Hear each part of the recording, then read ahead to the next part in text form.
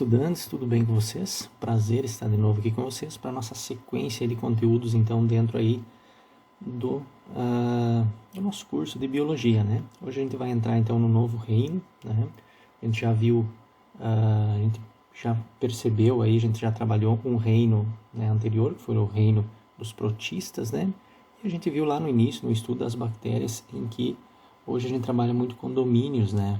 Trabalhou lá o domínio bactéria e o domínio arquea, né? Que são domínios aí que trazem organismos procariontes, né? E o domínio eucária, que está dividido aí então em 4 reinos, né? O primeiro desses 4 reinos a gente já viu, né? Que é o reino protista, né? Hoje a gente vai iniciar o reino fungi e faltaria para nós então aí o reino animal e o reino plante, né? Das plantas, tá? Então, são os 4 reinos que a gente trabalharia dentro desse domínio eucária, né? Que são dos organismos aí que possuem células eucariontes, tá? O reino fungi é o reino que foi introduzido aí já nessas classificações mais atuais aí, né? De Robert Whittaker, né? De 1969, né? Que foi incluído aí o reino fungi para que nele fosse alocado os fungos, né? Antigamente os fungos aí eram colocados no reino protista, dentro do reino das plantas, então havia aí bastante controvérsias até ser criado um reino exclusivo para eles, que é chamado de reino fungi, tá certo? Os fungos, então, que são aí os organismos que fazem parte deste reino, né? Que são os fungos, são organismos heterotróficos, tá? O que é um organismo heterotrófico, gente? Um organismo que depende de um outro organismo para que ele consiga a sua molécula orgânica, né? Aquela que vai gerar energia para ele. E aqui, ó, quando a gente fala em reino fungi, aqui é todos, tá? Todos. Não existe um fungo autotrófico, certo? Não existe. Então, todos são heterótrofos, tá? Ou heterotróficos, ok? Todos. Então, quando você vê reino fungi, saiba que todos eles dependem de outros. Não tem um que produza aí a sua molécula orgânica, assim como as plantas ou um organismo fotossintetizante, tá? Antigamente considerados plantas primitivas ou degeneradas, sem clorofila, é claro, né? Algumas coisas aqui, quando a gente fala em antigamente, a gente está falando numa época que as coisas eram mais classificadas visualmente, pelo aspecto morfológico.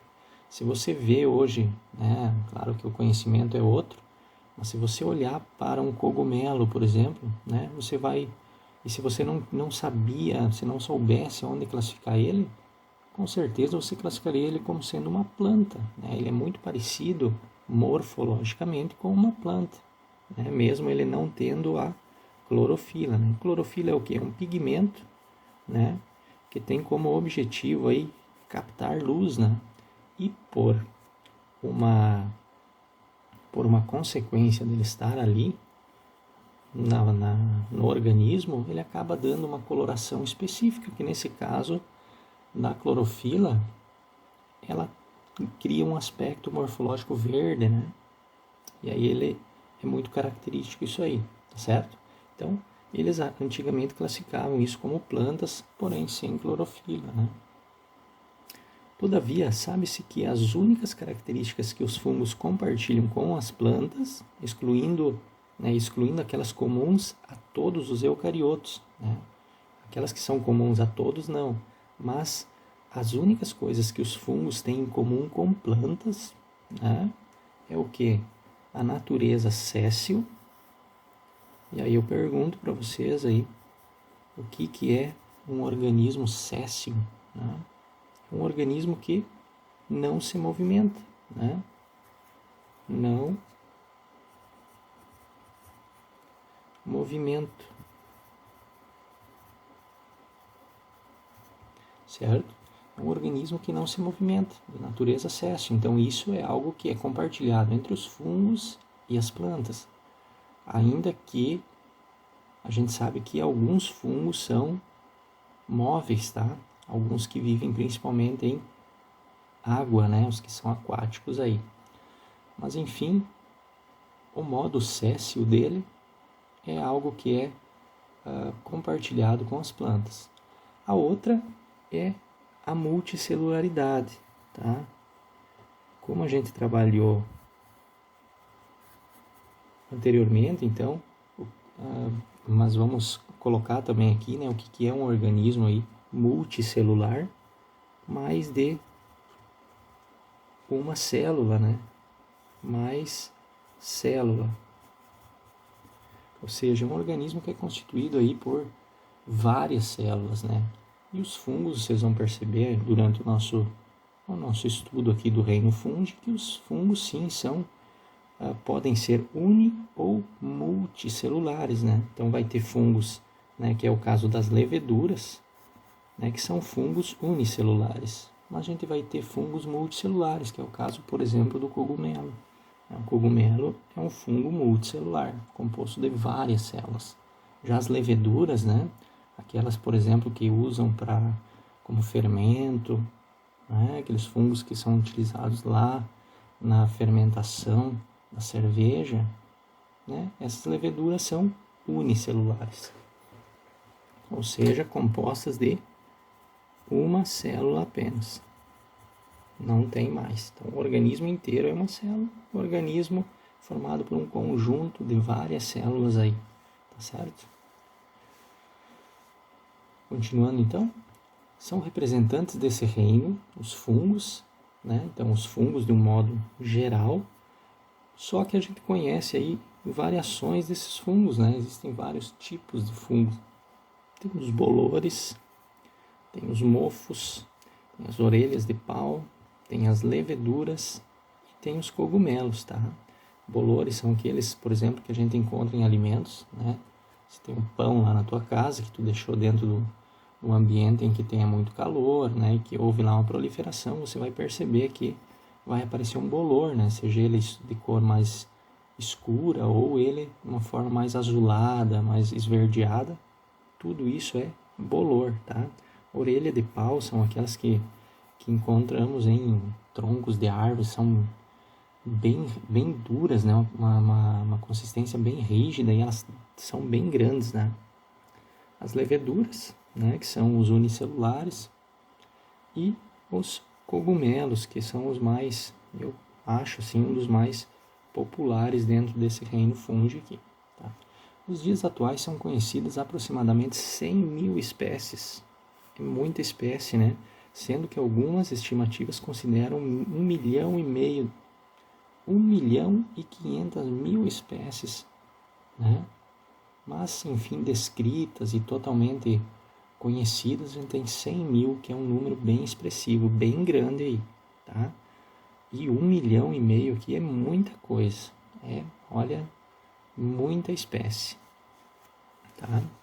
Esse mais um geralzinho aí do nosso reino fúngico, e vamos para algumas características, então, gerais aí a todos eles, tá? Todos os fungos são eucariontes.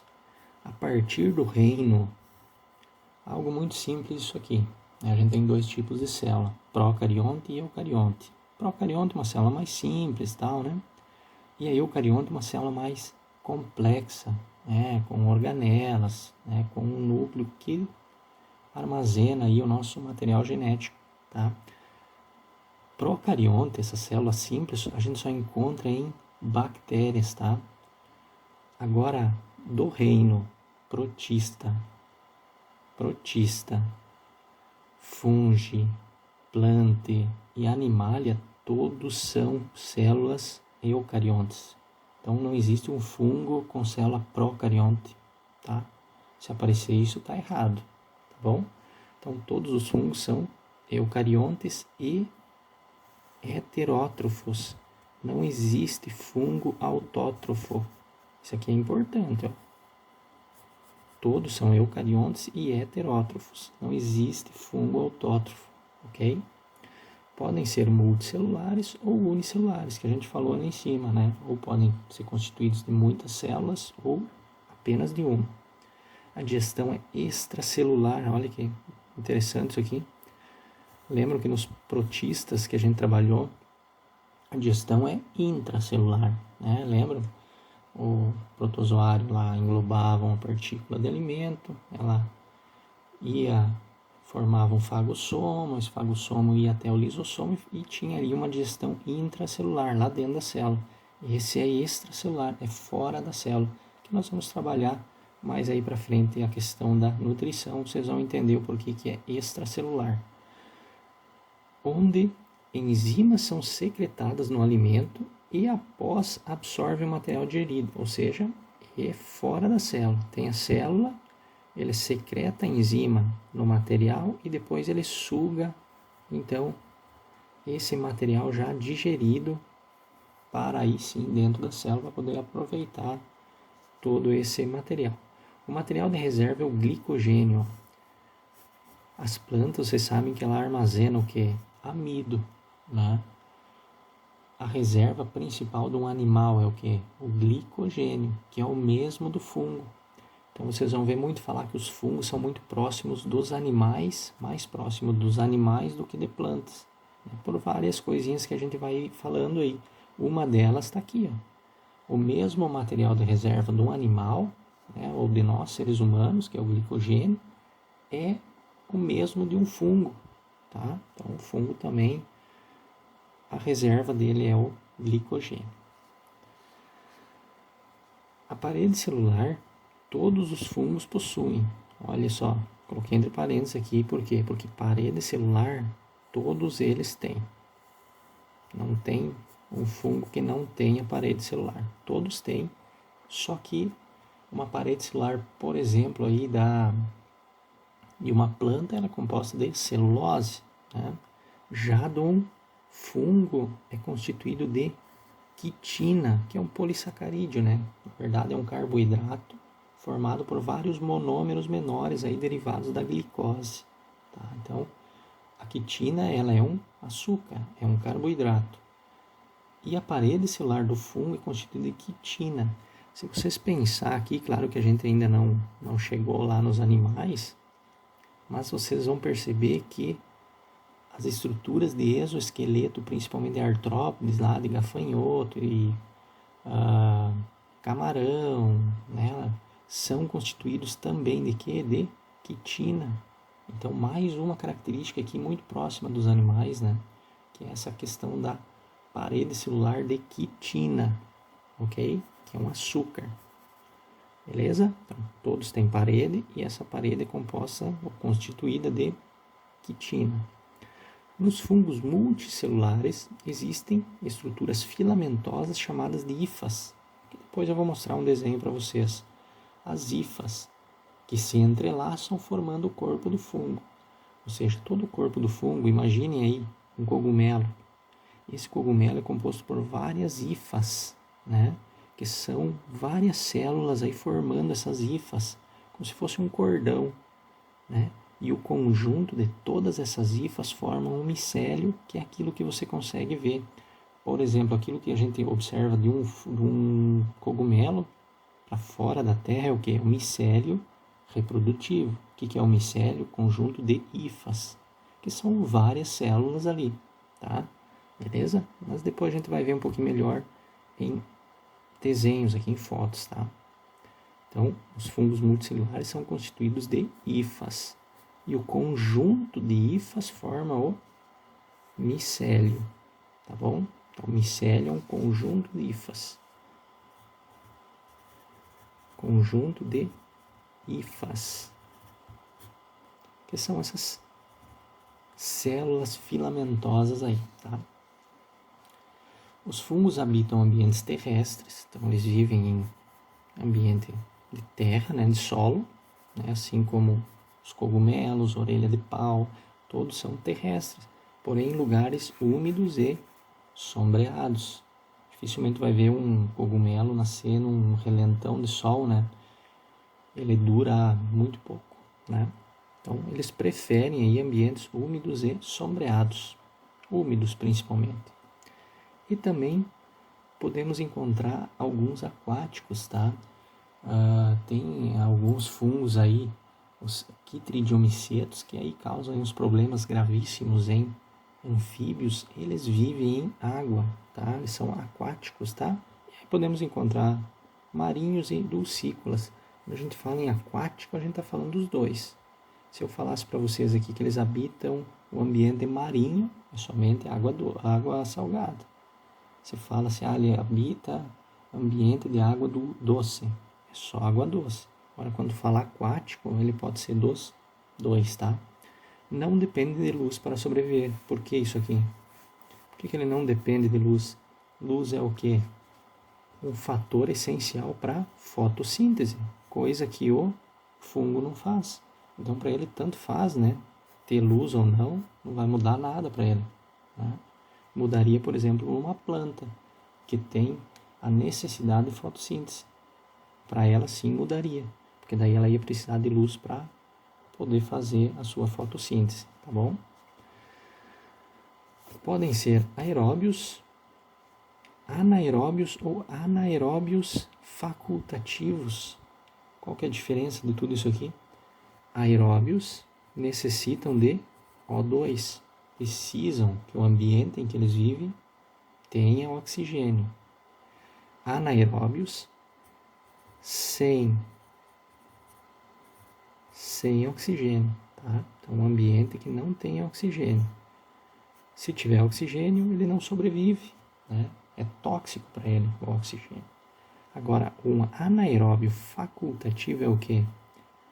Ambiente que tenha, por exemplo, um pouquinho de oxigênio, ele vai viver de boa, tá? Ele vai viver tranquilo ali.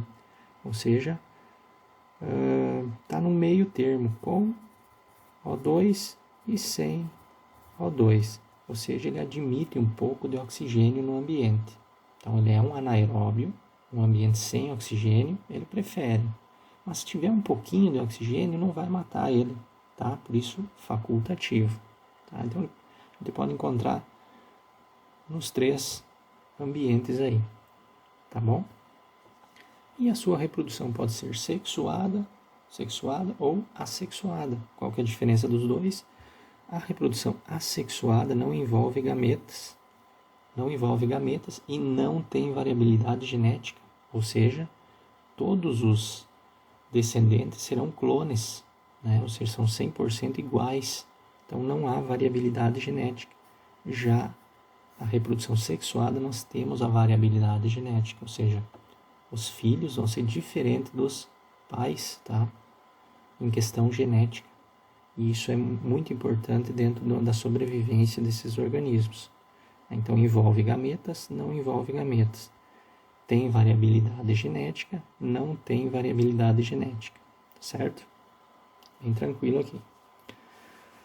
Importância dos fungos, né? Então, assim como todos os organismos têm uma importância, a gente vai falar de importância. Essa importância ela pode ser benéfica para o ser humano, como ela pode ser também prejudicial ao ser humano, né? Mas não deixa de ser uma importância, tá?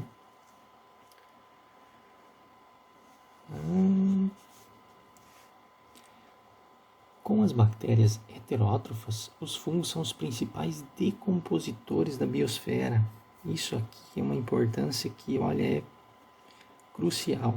Você sabe que os decompositores são quem? São os fungos e as bactérias. São os principais decompositores do ambiente, tá? Então, sempre que tu pensar em decomposição, é fungo e bactéria, tá? Os decompositores são tão importantes quanto os produtores. Quando ele está falando em produtor, aqui é o quê? Produtor de matéria orgânica, de molécula orgânica, ou seja, um organismo fotossintetizante, tá? Agora, para um organismo fotossintetizante poder crescer, se desenvolver, fazer fotossíntese, né, ele vai depender do quê? De que esse decompositor devolva ao solo, por exemplo, moléculas e substâncias que são importantes para o crescimento dela. Então, ele vai reciclar, por exemplo, caiu lá uma folha no solo, o fungo vai atacar a folha, vai se alimentar daquela folha e vai devolver ao solo substâncias nitrogenadas que novamente vão ficar disponíveis para essa planta absorver, formar novas folhas, por exemplo, fazer fotossíntese e dar continuidade aí no processo de sobrevivência. Essa planta, ela vai produzir matéria orgânica que vai ser passada então para um consumidor primário, depois para um consumidor secundário, até esse morrer, terminar o ciclo, e aí quem vai atacar eles? Os decompositores, que vão devolver para o início da cadeia alimentar. Então, isso aqui é algo fantástico, algo, né, que sem, por exemplo, os cogumelos são tão importantes quanto uma planta dentro de um ciclo, tá? Então, é uma das importâncias, tá? A decomposição quebra matéria orgânica incorporada pelos organismos, liberando dióxido de carbono. Ó. Isso aqui é outro fator importante, por exemplo, para um produtor que faz fotossíntese, né? Você sabe quais são os 3 fatores para a fotossíntese? A água precisa ter água. Sem água não há fotossíntese. Precisa de luz. Sem luz não tem fotossíntese, tá? E qual que é o outro fator indispensável da fotossíntese? O CO2, tá? Então, sem o CO2 não temos fotossíntese, tá certo? Então, olha aqui, ó. Eles vão fazer a decomposição e vão liberar para o ambiente o dióxido de carbono, popular CO2 aí, tá? Na atmosfera, devolvendo compostos nitrogenados para o solo, onde essas moléculas podem ser novamente utilizadas, né, recicladas pelas plantas e por fim, né, passando aí dentro da cadeia alimentar, chegando até os animais, tá certo? Então tudo está tudo é um grande ciclo, né? Tudo é um grande ciclo. Quando encerra um, começa outro e nunca se acaba, tá bom? Estima-se que em média, né, estima-se, é algo que, né, deduz-se que é assim, né? Os 20 centímetros superiores de um solo muito fértil, ou seja, num solo que está, né, com muita matéria orgânica, contenham quase 5 toneladas de fungo e bactérias por hectare. 1 hectare é o que? 10 mil metros quadrados, né? Então são 100 por 100.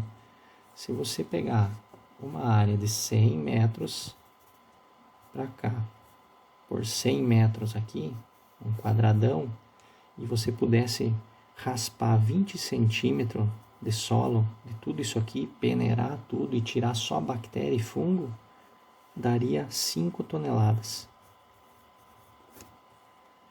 Muita coisa, né? Nossa, é muito para um organismo que, né, aparenta não ser muito grande, né? Uma bactéria, por exemplo, a gente nem enxerga a olho nu, né? E o fungo, claro, alguns são um pouquinho maiores e tal, mas 5 toneladas, né? São 5.000 quilos. É algo muito grande, né? Mas é uma estimativa, não quer dizer que isso seja exato isso, né? Mas é uma estimativa que se faz, tá bom?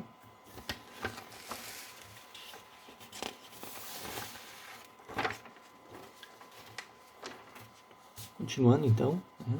Então tem a parte boa, né? As partes aí que são importantes, mas também, por outro lado, eles podem entrar em conflito com os seres humanos, né? Pois também são causadores de algumas doenças importantes, como a pneumonia fúngica.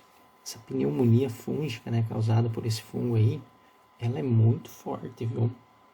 Essa pneumonia fúngica, eu acho que ela é pior do que aquela pneumonia normal que a gente tem, né? Então ela é muito complicada. A candidíase também, causada por fungo, né? Essa candidíase, ela ocorre principalmente aí na vagina, né? No próprio pênis, né? Então são fungos que habitam esses ambientes aí, né? E causam a candidíase. Além de doenças, os seres humanos, os fungos podem ser considerados pragas na agricultura, né? Na agricultura também. Podem inviabilizar uma cultura comercial, né? E se ele está atacando, por exemplo, você é produtor de laranja e um fungo está atacando suas laranjas, para você ele é considerado uma praga, porque ele está atacando tua laranja, né? Naquele momento ele é uma praga agrícola, tá? Não quer dizer que o fungo no geral é ruim, né? Certo? Então naquele momento ele pode ser sim considerado essa praga na agricultura. Por quê? Porque ele está inviabilizando lá a tua cultura, mas ele está no ambiente dele, né? Ele está lá no ambiente dele, está se alimentando e tal, né? Então ele causa problemas para os seres humanos e causa problemas também para a agricultura aí. Aqui nós temos antracnose, pinta preta, nós tem muitas doenças fúngicas, né? Se você pesquisar aí, coloca doenças fúngicas do tomateiro, por exemplo. Nossa, você vai ver quanto tem lá. Aqui coloquei fotos aí de 3, né? Nós temos a candidíase, né? Eu falei para vocês que ocorre, por exemplo, nos órgãos reprodutores, masculino e feminino, né? Mas também pode ter a candidíase oral, né? Que é o popular, o que o pessoal chama isso aqui, né? Chama-se isso aqui de sapinho. O sapinho nada mais é do que candidíase, né? Certo? Então, olha aqui a gente tem ele afetando ali a língua, mas tinha outras fotos também, né? Com muitos problemas aí na parte bucal. Não quis colocar aqui, talvez esse aqui já é o suficiente para representar a candidíase oral, tá? Aqui, né, que eu estava falando para vocês, né, uma antracnose atacando aqui vagens de feijão, né? Então ele inviabiliza a cultura, né? Pensa, ele acaba danificando toda a parte da vagem e consequentemente vai causar problemas aí no enchimento dos grãos, né? Vai ter problemas comerciais. Olha a laranja, né? Laranja atacada pela pinta preta. Então, olha, pensa numa laranja toda bonitinha, amarelinha, né? Você vai lá no supermercado e vê uma dessa aí, você não compra, né? Ah, não, ela tá feia, né? Então, inviabiliza a cultura, né? Então, por isso que é considerado aí problemática na agricultura, tá bom? As características que fazem os fungos, que fazem que os fungos sejam pragas importantes, também podem torná-los comercialmente valiosos. Então, pensando comercialmente aqui, causa problemas. Mas, por outro lado, eles também são muito importantes. As leveduras, que são aqueles fungos unicelulares, são utilizadas na indústria do vinho e da cerveja, também na padaria e na produção de pães, né? Nas padarias, na produção de pães. E o principal aqui, que vocês vão ver muito falar, é o Saccharomyces cerevisiae. Isso aí é uma levedura, é um fungo que é utilizado no processo de fermentação de vinho, da cerveja, né? Dos pães, né? Aqueles que utilizam um fermento chamado fermento biológico. Se você for no mercado e compra um fermento biológico, você está comprando o quê? Fungos, né? Que quando colocados lá no pão, ele vai achar um ambiente bom para ele e ele vai acabar fazendo lá um processo de alimentação, de quebra lá de moléculas e vai liberar álcool e vai fazer com que o pão aí cresça, né? Então, quando você vai lá comprar aquele fermento biológico, não o fermento químico, aquele não, mas o fermento biológico, ele é composto de leveduras, que são fungos, tá? O amadurecimento de queijo, né? Quem gosta de queijo, principalmente aquele gorgonzola, né? Que é aquele queijo que tem esse aqui, ó, né? Esse fungo que está no queijo, no gorgonzola, né? É um fungo, né? Do gênero Penicillium, né? Penicillium. Esse mesmo aqui é o fungo lá que deu origem à vacina. A vacina não, né?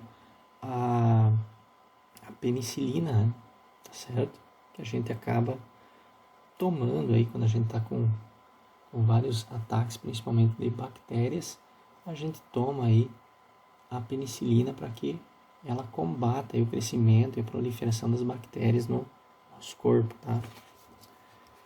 Aqui então a gente tem o gorgonzola, como eu falei para vocês. Então E aqui também as cervejas, inclusive, né, para cada tipo de cerveja é utilizado um tipo de fungo, né, todos eles, claro, da família, do gênero Saccharomyces, daí o Cerevisiae dá um tipo de padrão à cerveja, o Uvarum dá outro padrão e o Brettanomyces dá outro padrão. Então, tem vários estudos que estão sendo feitos aí com padrões diferentes de fungos, né, quando estão aí fermentando essas bebidas, né, que dá um padrão diferente de coloração, de sabor, de teor, certo?